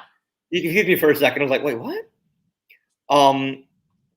I was going to ask, do you know if there's any plans for any fun single barrels, like finishing single barrels? Well, not finishing, sorry, not finished, but like, a Gold 27 variant of a single barrel.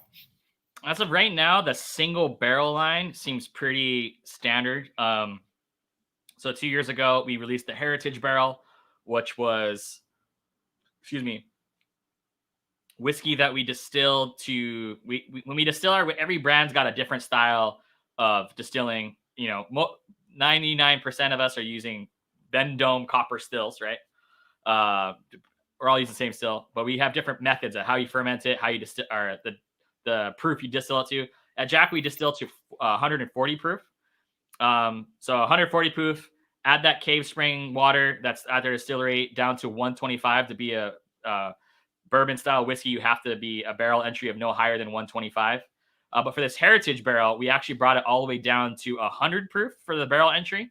And then we put it into a barrel that was a triple toasted, lightly charred barrel. So this was a first single barrel experimentation we did a couple of years ago. That was a really delicious whiskey. If you see it, I think it's one of our best expressions ever. Last year... Are you allowed to comment on the record about what you think a fair price for it would be? Because I've seen it for $120. That's another one. So that compared to the Eric Church we were talking about earlier, where the Eric Church barrel is a collector's edition bottle, and it's a barrel that was picked by Eric Church. Yeah. But at the end of the day, the bells and whistles are no different than our single barrel select. So that's more of a collector's item, or if you're an Eric Church fan, I'm sure it's a great whiskey.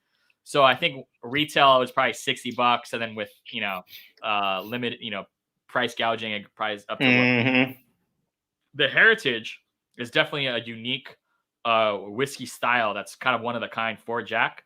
So that makes it a little bit more, that's an actual true kind of rare kind of product.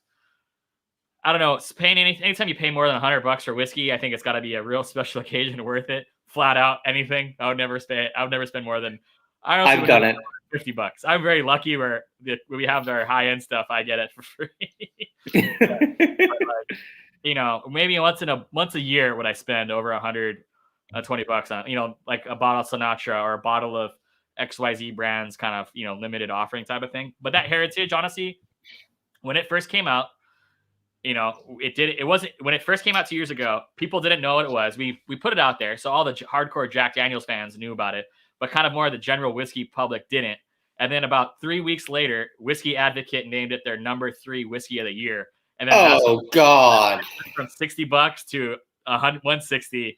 And it just, so right when it first came out though, I think you might've been one of my agents, like, hey, if you see this bottle, buy it. No. I was an agent for the barrel proof rye.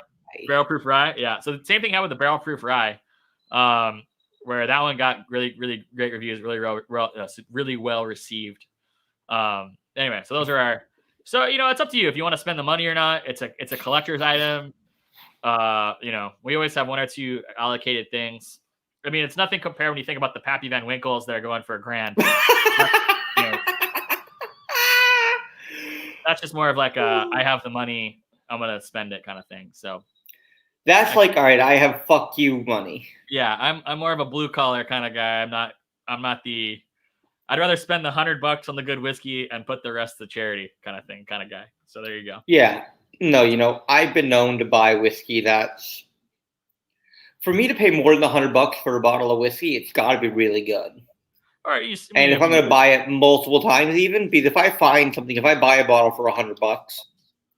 And I'm fortunate, like you are, and you were even probably more so for wide variety when you work that grain, is we get to try almost anything we want before, we bring it into our bars, and then we can go out to a store and, buy it because we know we like it. A lot of the general public doesn't get that opportunity, especially not right now. By the time the restaurant brings it in, it's already the biggest thing in the world, and it's, jacked up pricing. Yeah, some of the stuff, when I was working at Grain, I kind of, looking back, I wish I had maybe lowered the price of some of our more expensive bottles, because you would still make the profit on it, Yeah. just having a standard pour costs over the thing, just because I wanted people to feel less pressure to experience some of these like great whiskeys that were a little bit like, every American whiskey producer's got some sort of special, more expensive thing they do, and a lot of them are great, and I think people need to try them more often. Like Sinatra Select for Jack Daniels. You have the Whiskey Row series, and of course Birthday Bourbon. You have Birthday Bourbon for Old Forester. I do love Birthday Bourbon. I want to say, is it Heaven Hill that does the Old Fitzgerald, right? Yes. I really liked maybe Wild Turkey is a master's keep. Yeah, Wild Turkey Master Key. About 4 or 5 years ago, when it was the 25th anniversary of Knob Creek, those barrel proof single barrels. I have 2. Yeah, those are great. I thought those were really good. And so I remember Grain, I had a bunch of them, and they probably didn't sell as well as maybe some of the more sexier new things on there, where I was like, oh, I should have tried to maybe drop the price a little bit and sell these ones a lot more, because these bottles are all on that $100 to $125 range kind of thing. So I got one. I made friends with a gentleman who ran a liquor store, and he gave me a really good price on not only actually the Jack Heritage barrels, because I had 2 of them. I killed one and had it turned into a lamp that I'm staring at while we're talking. Oh, really? Yeah, I'll send you a picture of that, by a gentleman who used to work for your distributor in California, Chad Yoho, who used to work for Young's. He made it into a lamp for me. Same with an Old Forester birthday bottle. But I got a really good price on the Knob Creek 25th. And when COVID hit, I decided to open it. And I killed it really, really fast. It was so good. It was the best Knob Creek I'd ever had. Yeah. I remember having recently, I decided I wanted to try and find some more. And I managed to find 2 in SoCal for $3 above suggested retail. Oh, wow. Yeah. So I bought 2 bottles. So I have 2 waiting. And I actually just started with Knob Creek, real quick, just one more thing on that, because I know we don't want to be talking about competitor brands too much. They started a jogging club for bartenders, which is really cool. Health and fitness, health and wellness is really a big thing that a lot of, bartenders are really thinking about right now, and a lot of brands have been doing really great work with and, helping for. So I decided that when I complete my 9K jog, I'm going to crack open a Knob Creek 25th anniversary. Nice. Yeah, that was definitely a cool initiative they started, and trying to focus on the health of people in the bar industry is always helpful. It can be such a burning the candle at both ends type of lifestyle, so it's always good to focus for a thing.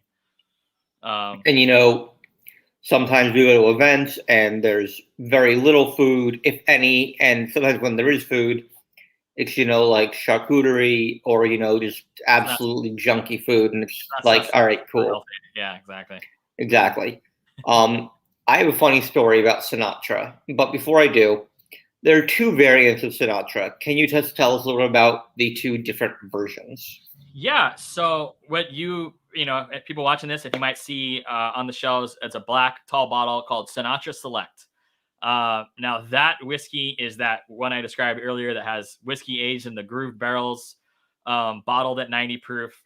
That's regularly on the market. But another Sinatra whiskey we have was called Sinatra Century. And this was to commemorate Frank Sinatra's 100th birthday.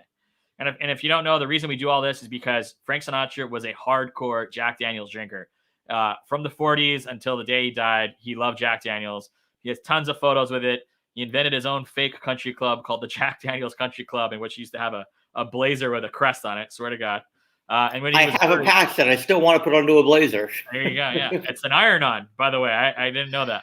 Yeah, and I knew that. When he passed away, per his will, he was buried with roll of dimes, a pack of cigarettes, and a bottle of Jack Daniels. So, in commemoration with the Sinatra estate, we had members of the Sinatra family go to Lynchburg, hand pick 100 barrels, as a fun tasting experience. And those barrels made up Sinatra Century, which is a blue, same kind of bottle, but it's got a blue label on it. I didn't know that. I thought it was the same color label. That's good to know. Yeah, and a part of kind of the mythos, if you will, with it came a USB hard drive that was a tie clip that had a USB on it that had an unreleased live track from Frank Sinatra performing at the Sands in Vegas. Wait, really? Yeah, it's pretty cool. Yeah, so it's definitely a collector's item. Oh, that's so cool.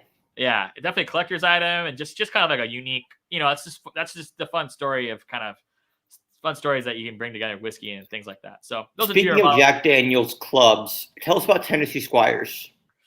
Yeah, the Tennessee Squires was a Jack Daniels, fan club that they created, I want to say in the 70s. And so during the 70s is when Jack was getting so popular that we had it on allocation. I think we had it on allocation for like 20 years, actually. Wow. But it was Jack so popular. On allocation. Yeah, so popular that we said, hey, how do we keep these Jack Daniels fans satisfied? We created the Tennessee Squires Club, which was if you wrote in, you have to be a Squire to nominate a Squire to be a part of it. Employees cannot be Squires. And as a Squire, you are allotted 1 square inch of property at Lynchburg. So it's kind of more of a goof. I don't think bartenders can be Squires either. Bartenders, I believe, cannot be Squires, no. But the main rule is that you have to be nominated by another Squire.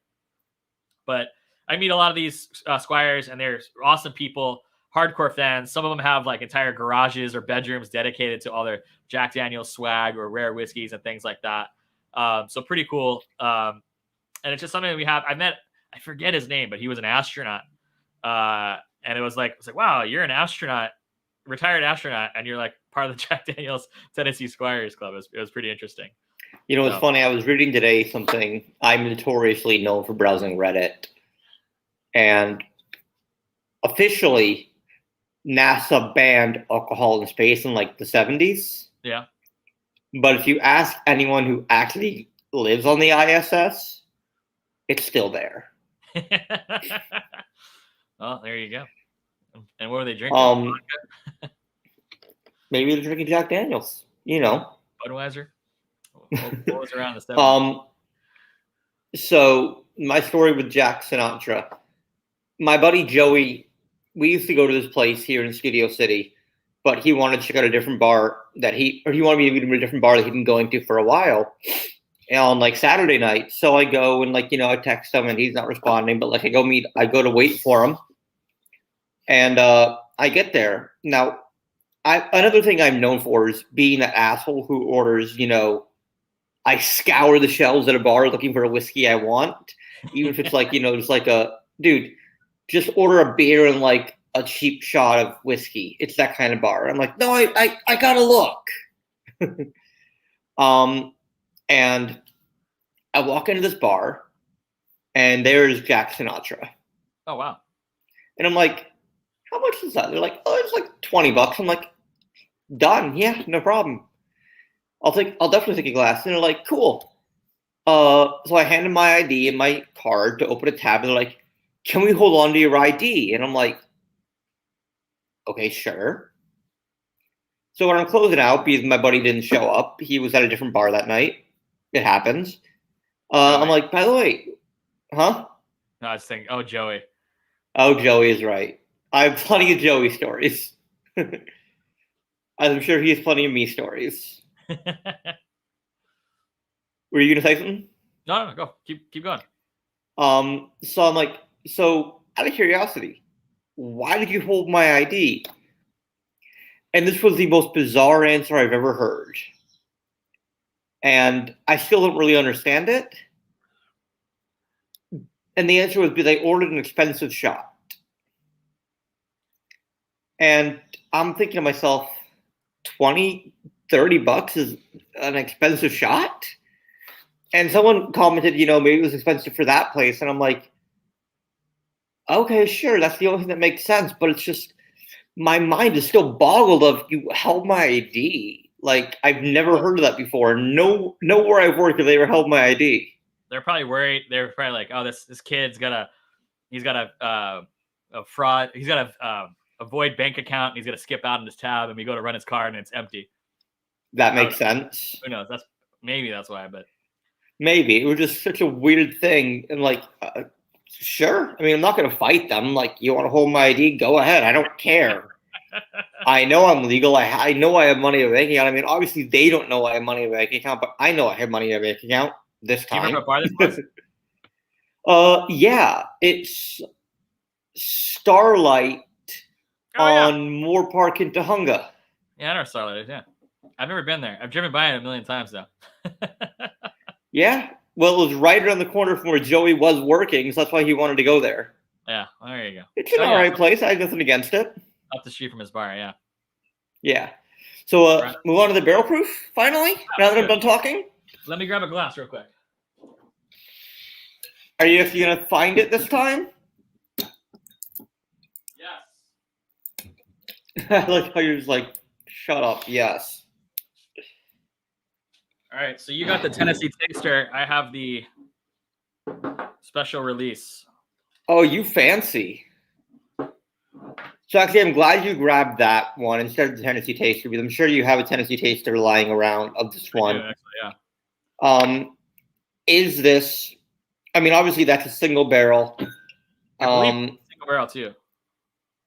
I don't see anywhere on this is a single barrel. What's the proof on it? 127.6. I don't see why they wouldn't, unless they did a small batch of barrel proof rye. I guess it would say it on the bottle. It doesn't.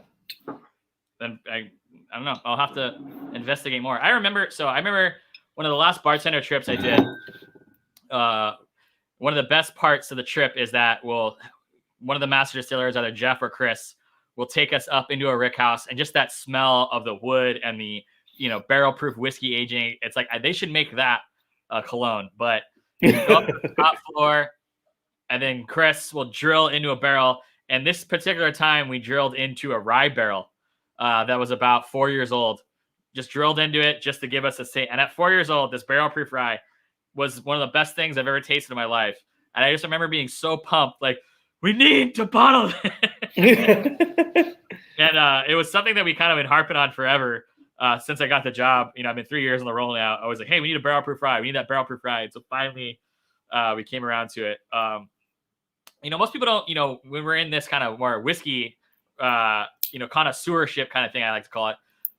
We like rye whiskey, but it's actually not as popular as you think, to where sometimes I talk about how much rye sells with friends and they think like, oh, it's got to be huge. It's like, oh, no, it's really more in our cocktail culture and our rye lovers world, but just like to the general public, it's not as big of a sell as you think it would be. So it's definitely been a challenge to kind of get more people to love rye. I love rye a lot.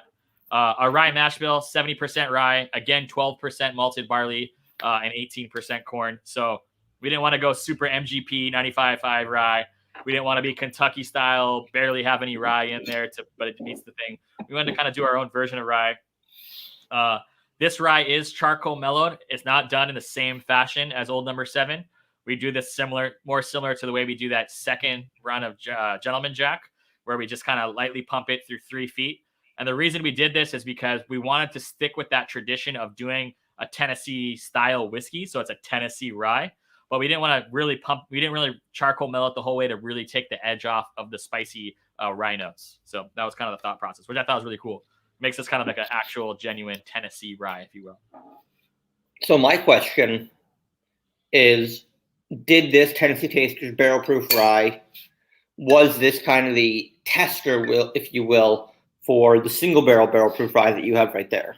Yeah, I believe it was. I think it was something we wanted to put out, but in order to go from a Tennessee taster, which is just, distillery only, to something that's released. This is probably released across the world, a lot of steps you got to take to get there. So I think the Tennessee taster was kind of Chris Fletcher's way of saying, hey, I really think it's a good idea, and I'm going to prove it to you and put proof it out of there. concept. Yeah. And so people got their hands on it, sold out super quick.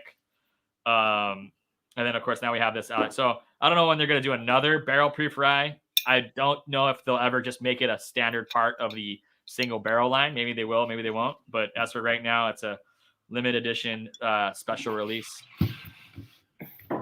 That's why you wanted it so bad. Yeah, this is, yeah. It's a quick side note. I still have not been to the distillery, and I really want to get on one of those bartender trips. Knock on wood that, I get in on the next round. I don't think we're doing one until 2022, but you will be on that. Like list. I said, knock on wood. It's really fun. It's such a good time. Either that or I'll go, how far is it from Bardstown to Lynchburg? A couple hours? 4 hours? 3 hours? Maybe I'll convince Ryan Hooks to go with me when we're in Kentucky in September. Is that you work for Bardstown? No. Oh. No. Ryan Hooks and I are going to the Kentucky Bourbon Festival. Oh, nice. Yeah, that should be fun. Although Brandon Smith Daily Dram now works for Bardstown. Okay. I actually visited that distillery. I went just out in Kentucky, and I went and checked it out. It's pretty cool. You also checked out Buffalo Trace and sent me some awesome photos, and I appreciate that. That's true. Yeah, that was one of my places that I was. Never mind. But yes, your book is on sale at the Buffalo Trace gift shop. I thought that was very cool. And we want to get in the Jack Daniels gift shop, call and make it happen, buddy. Well, I don't have that much pull, but I'll see what I can do. What do you mean, pull? You're like the best ambassador they have. We're all great. We all have our own. You even look like a rocker now with the long hair. If you're watching this, I do love you. I'm just giving Colin shit. I need a beanie so I can look more like E.T.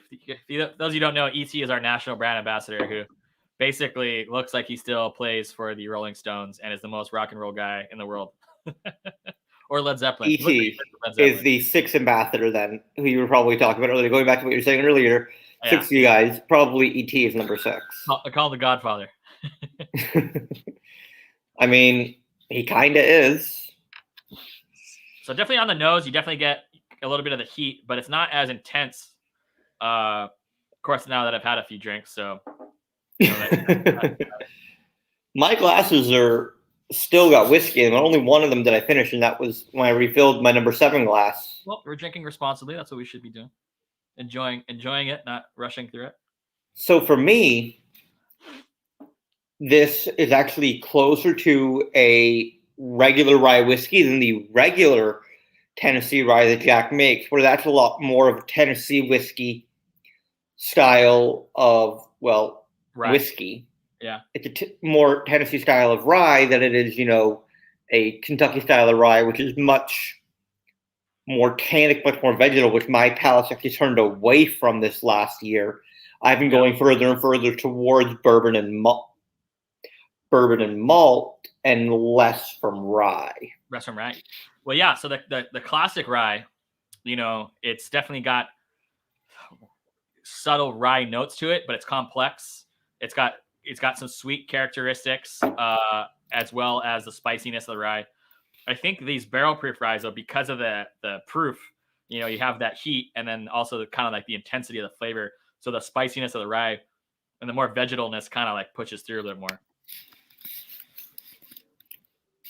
Sorry, I'm trying to find the letter that the Treasury Department, I think it was the Treasury Department, wrote to Jack Daniels approving Tennessee whiskey. Yeah, it's somewhere. I have it somewhere in like a folder when I need it, but I want to say, I know the date. It was Lem Motlow, who is Jack's nephew, who owned the distillery after Jack passed away. Jack left it to him.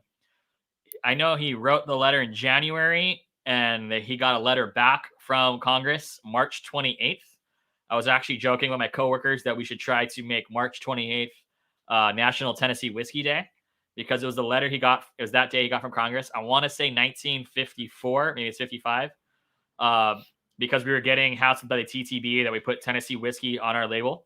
And so Lem sent in 2 samples of unaged whiskey, White Dog, one fresh off the still, and then one that's been charcoal mellow with a note that says, please taste these 2 whiskey samples. We truly believe that our charcoal mellowing process makes it a unique whiskey, and we'd like to call ourselves a Tennessee whiskey. Congress agreed, and that's how you have the Tennessee whiskey loophole, if you will. Must be made in Tennessee, much touched charcoal in some way, shape, or form. I don't know if that's even anywhere really written anywhere. I just know that letter was kind of saying, okay, we'll let you call it Tennessee. And then those are kind of the words, the nomenclature we use, that to be a Tennessee whiskey, you have to touch charcoal before going into the barrel. So, I've actually never seen it written down or even presented in a presentation for Jack Daniels. Yeah, I just know that it's a thing, and actually a picture scan of it was sent to me. And that's the kind of thing that, I would have loved to put in the book, but I didn't know if like that image was allowed to be, shared. So I didn't. Yeah, you could share it. It wasn't even discovered by us. It was some whiskey fan who found it himself and posted it. And so we were like, oh, sweet. I'm not sure if it's where it is in the law of that thing. I know that that's the rules kind of thing. And, maybe it's not as serious as we think it is. I do know it allows us to put Tennessee whiskey on the label and not have to, legally call ourselves bourbon. Yeah. That's at the end of the day, at TTB, their main goal is to provide clarity to the consumer, right? Make sure the consumer knows exactly what they're drinking, especially when it comes to spirits. And, in terms of Tennessee whiskey versus bourbon, it's a huge debate. And I was firmly on the belief that, yeah, it's bourbon. Mm-hmm. And, the more I think about it, it's a unique style of whiskey. It's just its own bourbon plus another step. And, it's definitely a unique style of whiskey. And it doesn't matter really whether it's Tennessee whiskey or Tennessee bourbon, it's good. I mean, you'd be surprised how many whiskeys charcoal filter specifically, or filter in any way. Bourbon whiskeys filter after they dump their barrels. It's a common practice. And again, a lot of times they do it depending on the style of the producer, that sometimes that charcoal filtering will take a little bit of the kind of fusel oil edge that the spirit can give and focus more on the flavors, right? So we started doing that before the barrel back in the 1800s. We weren't inventing it. It was a practice that was done 100 years before we did it. That's just kind of our style of doing it. And there's producers that do it to this day. For instance, like I'll do a quick call out here. I know on the Michter's label on the back, it says something, something, something, and it finishes with our own unique filtration system. I don't know what that filtration system is, but it's saying that when we get our whiskey barrels from wherever we get them from, we do filter it in some way, shape, or form, kind of thing, right? So, and then you look at Wild Turkey Long Branch, right? And that's charcoal filter, yeah. It was Matthew McConaughey. It was steeped in mesquite charcoal. It's charcoal, right? So what they were looking for was, hey, let's take a celebrity like Matthew McConaughey, which is, I just read his book. It's great. Let's pair his brand name with Wild Turkey brand name, and let's try to make a whiskey that is going to be a little bit more on the approachable side, right? We talked about Gentleman Jack and Gold 27, the benefits or what charcoal mellowing does, right? It takes a little bit of that edge off and makes it a more palatable whiskey, especially for novice drinkers. And I can probably see why Wild Turkey thought that was a good idea. I've had it. It's solid whiskey, so just different folks are different strokes. I know, like I always tell you, don't pass any judgment on anything. If you don't have anything nice to say, keep it to yourself. Yeah, everything's great at the end of the day, and we're all just trying to have a good time and enjoy some good stuff. So that's going back to Tennessee whiskey and the laws about it. What's fascinating and also really neat at the same time is that there is one distillery in Tennessee that does not charcoal mellow or charcoal filter that is allowed to call it Tennessee whiskey, and that is Pritchard's. They were doing it for so dang long before. Oh yeah, that's right. Yeah, yeah. It's like I said, it's a lot of those little loopholes of things, and we don't really get too nitpicky about it. We focus on making Jack Daniels. I do, it's to add to that whole Tennessee whiskey bourbon argument. What's really funny is that whatever people's opinions are, people still want to get into the Tennessee whiskey business. I know that Sazerac is working on developing a distillery in Tennessee to produce Tennessee whiskey. Really? Yeah, and I've seen him at whiskey festivals. I don't know if you remember. Didn't I see you in the San Francisco Whiskey Festival years back? Probably. I didn't know you were. Were you up there? Maybe I wasn't with you. No, I mean, I was up there. I must have saw. I don't know, but I remember there was like the Buffalo Trace Sazerac Pappy booth, and next to it was a booth that just said Tennessee Whiskey, and it was a distiller they hired and his wife. I think she's a whiskey maker too, and they said, "Hey, here's our White Dog. We're experimenting, but we are developing a distillery with Buffalo Trace with Sazerac." Wow, I don't remember that, but that festival was crazy. Yeah. Diageo owns Dickel, right? And they've been really investing into that. And so just that name, it's the iconography, the name. Iconographic Tennessee whiskey, right? It's a thing. And so it's all fun. As long as we're all having a good time. That's all I care about. And drinking good whiskey, right? Whiskey, exactly. Well, Colin, before we end, we have about 15, 20 minutes left. Do you want to shout out anything? Do you want to talk about anything coming up? Can you give us a sneak preview, of any fun new, Tennessee tasters coming out? As of right now, I have no idea what's coming out new. I will know in a few months. We usually put out new stuff towards the end of the year. So sorry, I can't break any news here. Here's a funny one that kind of inspired me. This year is the 10th anniversary of Jack Honey. I know Jack Honey is not necessarily like a standard whiskey drinker's whiskey, but to think about, we were making Jack Daniels forever. In the late 80s, 1988, we came out with Gentleman Jack. In the early 90s, I want to say 96, we came out with Jack Daniels Single Barrel. And so just those three whiskeys. And then it wasn't until 2000, so 96, not until 2010, did we create another whiskey, and that was Jack Honey.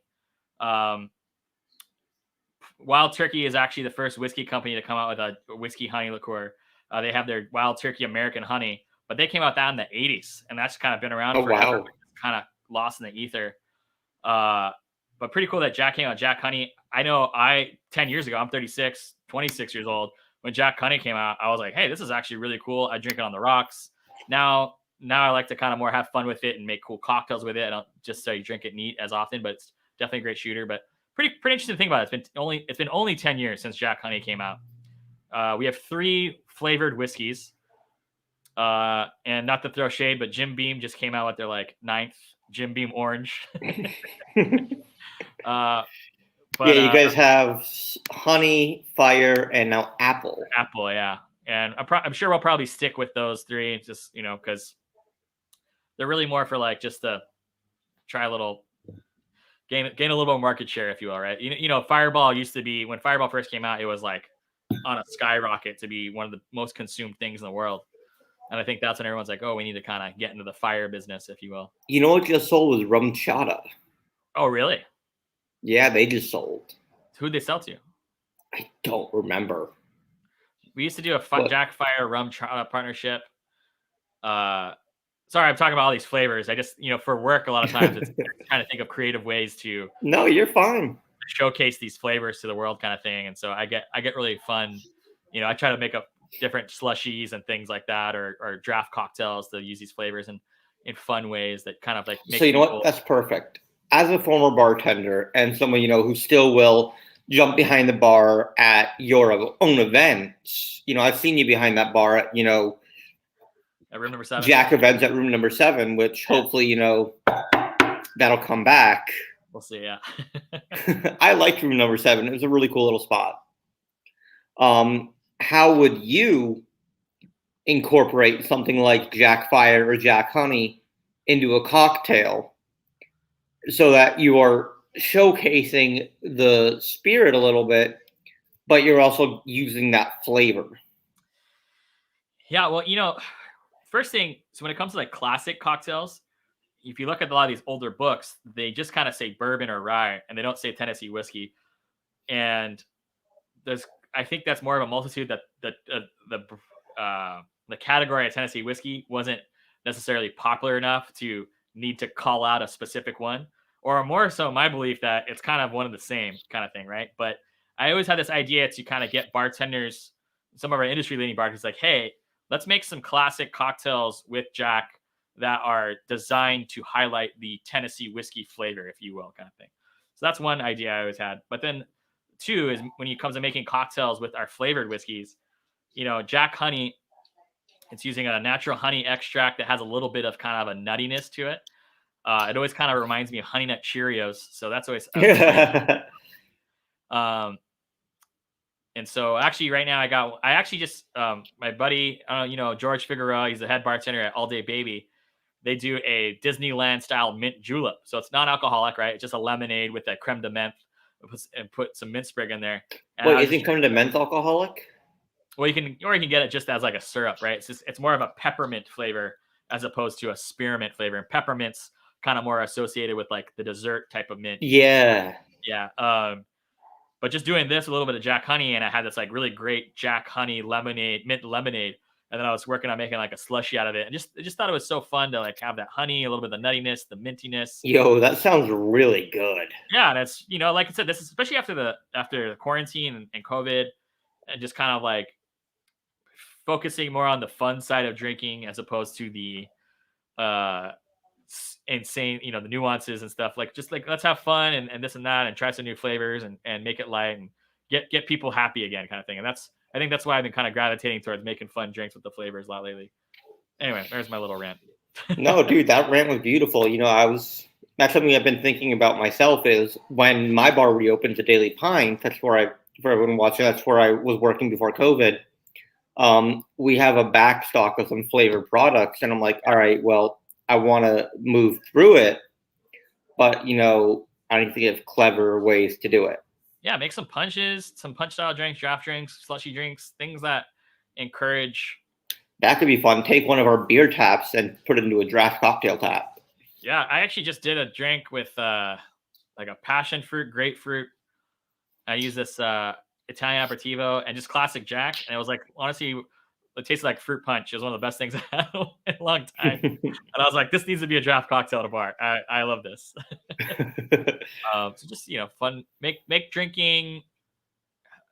I want to say make drinking fun, but like inspire people to move forward. Right. And be optimistic. Right. And I think we can do that in having a fun kind of twist on cocktails going forward, kind of thing. That's all. I love that. Yeah. Colin, where can people find you, and where can they find your music? Well, if you want to get a hold of me, you can Instagram me. It's probably the easiest way for the general public. Colin Cole JD. My name's Colin Coleman.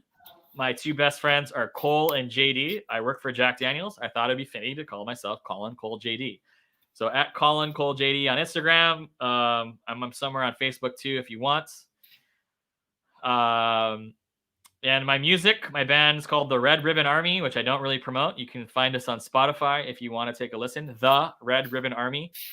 If it doesn't sound good, it's not me. If it sounds good, that is my band. I'll just say that. All right, let us put that up for everyone watching. IG, you can find Colin Cole JD. And music, if it sounds good, only if it sounds good, The Red Ribbon Army. There's a the Red Ribbon Army band from like the Midwest that was like really death metal or something, and I was like, come on guys, I already got the name, get out of here. Anyway. I was browsing Instagram today, and there's this new company called Spirited Media Inc., and I'm like, yo, I've been using the name Spirited for my like whiskey show since like mid-COVID, so GTFO. Yeah. I haven't heard GTFO in a while. Well, Mr. Colin, thank you so much for joining us. I gotta get used to this thing, and there's no whiskey in that glass. So cheers. Thanks for joining us. Don't go anywhere. You and I will chat after stream.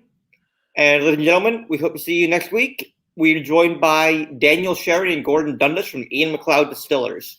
It'll be a fun one, tasting through some delicious Glengoyne and a 30-year-old Rose Bank.